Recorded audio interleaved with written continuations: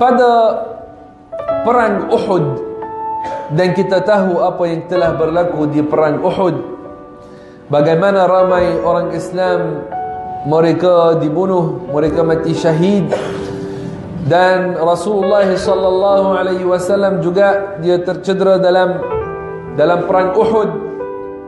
Dalam perang Uhud, golongan kufar Quraisy mereka ambil keputusan kali ini adalah yang akhir bagi Muhammad. Mereka kata mereka mahu membunuhnya. Dengan cara apa? Mereka buat rancangan mahu buat satu bulatan di sekeliling baginda sallallahu alaihi wasallam dan menutupkannya sikit-sikit sampai kepada baginda sallallahu alaihi wasallam. Dalam perang itu keluar bersama baginda dalam tentera Islam seorang sahabat perempuan, nama dia Nasibatu bintu Amir. Nasibah radhiyallahu anha dia keluar bersama anaknya yang lelaki. Nasibah kerjanya dalam perang itu adalah untuk merawat cederaan-cederaan orang Islam. Maka dalam keadaan itu sedang dia buat kerjanya, dia melihat kepada Rasulullah, apakah keadaan dia, apa yang berlaku dengan Rasulullah sallallahu alaihi wasallam. Dia bimbang tentang keselamatan baginda sallallahu alaihi wasallam, sedang anaknya ada juga dalam perang yang sama. Tapi dia bimbang, dia tengok mana Rasulullah sebelum dia tengok mana anak dia.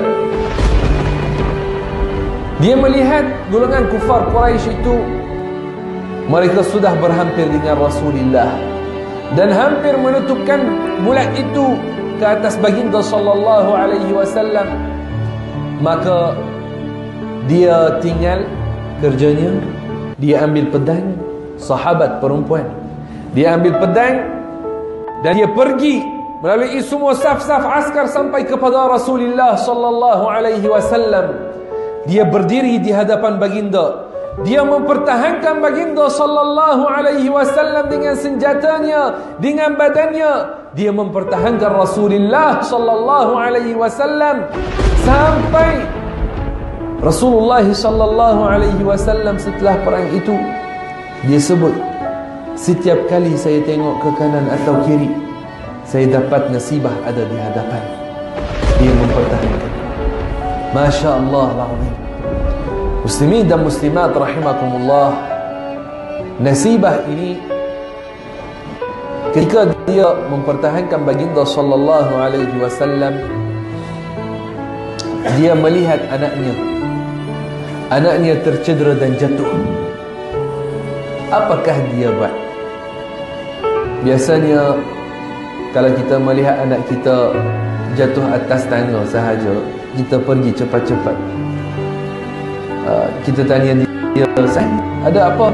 Mahu bawa kamu ke hospital, klinik ke? Kita bimbang tentang keselamatannya. Tapi keadaan ini lain.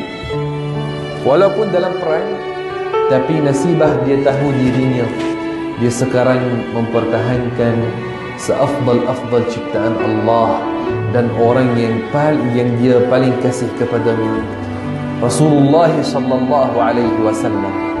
Dia tidak bergerak, dia tidak tinggal baginda, dia tidak bergerak dan untuk pergi tengok apakah keadaan anaknya. Dia cukup dengan memanggil anaknya. Dia kata, wahai anak, berdirilah dan pertahankanlah Rasulullah sallallahu alaihi wasallam. Muslimin dan muslimat rahimakumullah, ini maknanya apabila seorang dia cinta kepada Rasulullah lebih daripada dirinya dan anaknya, dia dan anaknya mahu jadi tebusan kepada Rasulullah sallallahu alaihi wasallam. Tengok bagaimana sahabat yang hidup bersama baginda sallallahu alaihi wasallam, dia dapat untuk mempertahankan baginda dengan badan mereka dan senjata mereka dan semua yang mereka mampu. Mereka dapat kemuliaan ini berada bersama baginda sallallahu alaihi wasallam dan membantunya dan melihat kepada wajahnya yang cantik dan melihat kepadanya dan ambil berkat daripadanya dan cium tangannya dan peluknya sallallahu alaihi wasallam. Kita tidak dapat itu. Kita harap di hari kiamat kita dapat itu. Kita harap di hari kiamat kita cium tangan baginda dan peluk baginda dan kita ambil berkat daripada baginda sallallahu alaihi wasallam. Muslimin dan muslimat rahimakumullah subhanahu wa ta'ala,